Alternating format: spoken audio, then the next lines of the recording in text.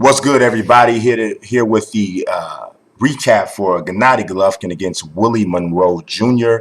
As well, we also got an opportunity to see Roman Chocolatito Martinez taking on Edgar Sosa in the co-featured fight or whatever. So let's talk about Chocolatito first. I mean, actually, I think it's Chocolatito. I've seen this guy fight before, but you see something and you pronounce it a certain way, and then you hear somebody else pronounce it a different way, and you're like, which one is it?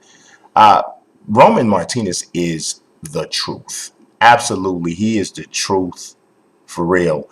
Now, I don't necessarily put a ton of stock in the way necessarily that he beat Edgar Sosa today, because obviously this fight was set up for him to look great. But the guy is 43-0 with 37 knockouts, so we're not talking about a guy who's not proven at all. He's only 27 years old. He is absolutely one of the top 5 fighters in the world.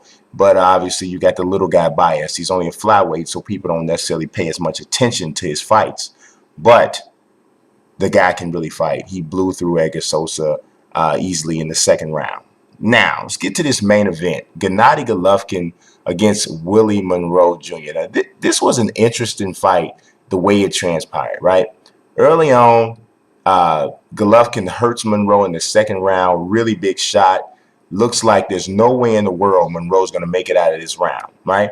So he starts bobbing and weaving a little bit, because the guy's a good athlete. You can tell he's a good athlete. Doing a pretty good job to stay away from the punches, right?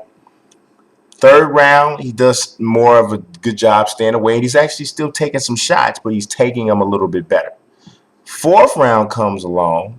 Now he decides to anchor down in the middle of the ring and to literally kind of like try to slip, catch and shoot, trade some shots with Golovkin. And he's actually having more success doing this, landing some shots.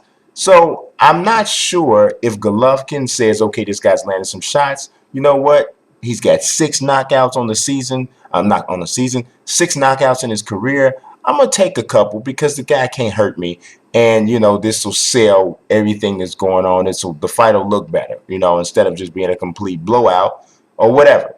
So that he's waving him on. He's like, "Come on, keep hitting me, hit me, hit me." It's kind of like that part in an action movie, where the big villain gets punched real hard and his face goes to the side, and he looks at you like,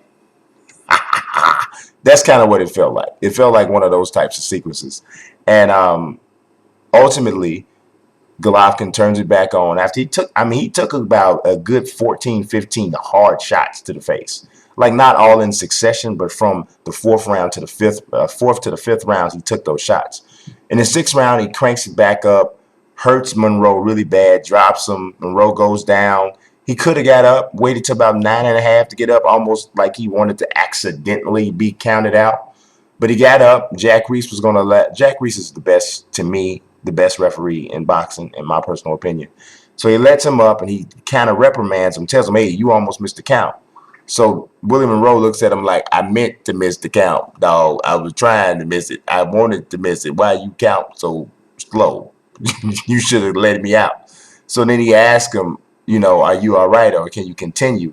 And Willie Monroe wisely says, "I'm done." So, as a matter of fact, to me, I think that's a lack of recognition on his corner's part. As a corner and as a trainer, I think you should know your fighter well enough to look at him while he's down on one. He went down on his knees and he immediately looked at his corner. At this point, he's looking for you to help him out of this fight. Allow him to save some face and don't make him quit on his own. So they didn't throw in the towel. So when he's asked, is he done? He says, "I'm done." So it was a smart thing. He couldn't win the fight. The guy, Willie Monroe, came into this fight with 6 career knockouts. I said this before this fight even began, that there is no way a guy with so little power is going to be able to beat Gennady Golovkin. Golovkin's whole thing is pressure, constantly come forward. If you don't have enough of a punch to slow Golovkin down, and this is kind of something of what Roy Jones was alluding to during the broadcast of the fight, but it didn't necessarily come out the exact way. But this is pretty much what he was saying. You got to stop Golovkin, because if you don't stop Golovkin with something, he's going to continue to come through and he's just going to walk through you. Okay, there. I don't care how well you move. I don't care how quick you are. At some point, because the guy understands how to cut off the ring, which a lot of big punchers don't understand the concept of that. He understands how to cut off the ring. So when you got a guy like that, you have to have something that can pop, pop, pop, back him up, and it can't just be flickering punches. Something has to have some weight on it. And no matter what Willie Monroe did, he could not generate enough power. Hasn't been able to do that throughout his entire career. So it was only a matter of time. But what he did show, whether or not Golovkin was trying to, play a game or not, he did show how easy it is to hit Golovkin. So, which, in my opinion, brings this up to me. I'm not a person that got overly gassed about what I saw with Canelo last week. To me, James Kirkland is a guy who Canelo was supposed to do that to. But I really do acknowledge how good of a fighter Canelo Alvarez is. And from what I've seen from both guys, I don't know. It's a great fight. It's a very good fight, very intriguing fight.